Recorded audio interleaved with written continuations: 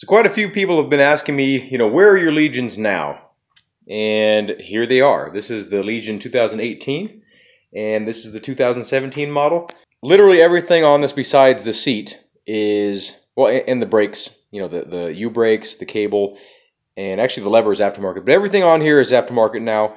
As with this, just literally the frame, the headset, and the brake system remains from the original bike. So some people might ask, why have I done this? I can't believe you've done this. But I wanted another 21-inch frame, and I wanted to take the extra parts and then build a bike for my son. And my hands are really dirty from work. So that's where the other parts of this bike are at, and they're still in use. They're still going strong. Nothing's wrong with them. The parts of this bike, I originally took like the fork, the bars, the stem, the seat, obviously, sprocket, cranks, wheel set, everything, the chain, and I put them on this frame. So it was my backup sort of beater bike for a while, and I beat the hell out of it. I learned pedal feebles on this frame. The other side is kind of dented up too and scratched. The wheel set, there's nothing wrong with it on both bikes. I just sold them because I had better aftermarket wheel sets that had like warranties and stuff. So I'm not saying Mongoose doesn't offer a warranty on their parts, because they'll probably replace it for free if you have a problem with it. But I just had better stuff that I trusted more, so I switched it over. I never bent a wheel or broke anything. Both of the wheel sets on both these bikes.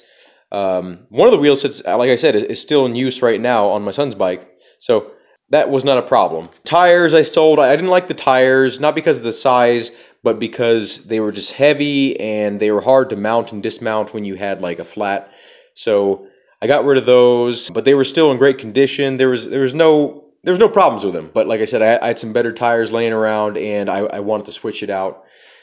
So yeah, so basically, yeah, I took everything off of this and then put it on this bike, and then I bent the fork dropout, not the actual forks. I didn't bend them forward or backward. I actually bent the dropouts from doing a bunch of double peg stalls and stuff, and the fork is not a heat-treated fork, so it wasn't really built for like grinding abuse. The bars from this bike I gave to a friend.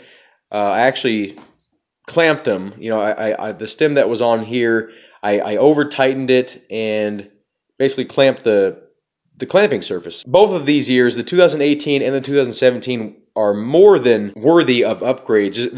They're standardized. I mean, the only thing that's not standardized on this bike is literally the headset.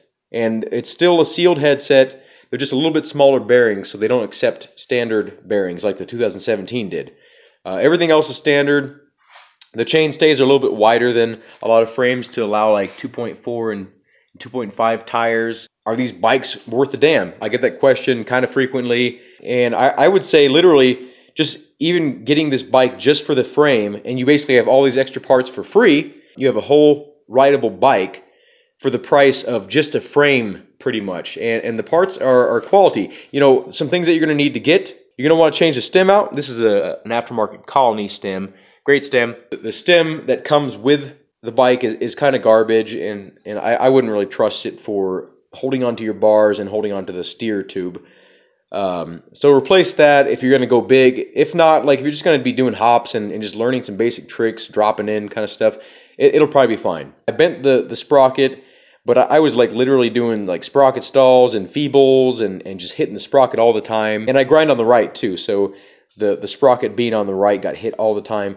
I broke the chain and stuff, and the chain is just like a standard chain. It's nothing crazy special. It's not really built for that kind of abuse. If you want to be grinding and doing sprocket stalls and doing tons of grinds on your drivetrain side, then you're going to want a guarded sprocket, and you're going to want a burlier chain kind of thing. Get a spoke wrench, because both my 2017 and 2018 bikes came with the spokes like super loose. Like, you shouldn't be able to squeeze together your spokes, at least not easily. Like you should be able to move them, but they shouldn't be making a lot of noise.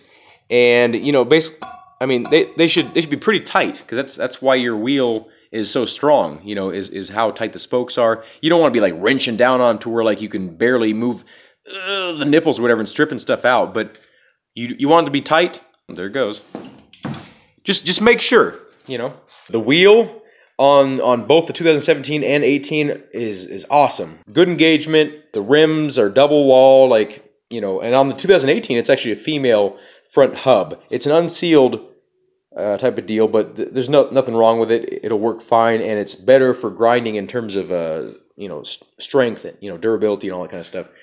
So the 2018 is actually better suited for grinding for that factor alone. Anyway, that's an update on the bikes. Hope you enjoyed the video. Have a good day. Thank you for watching, and I hope to see you in a future video.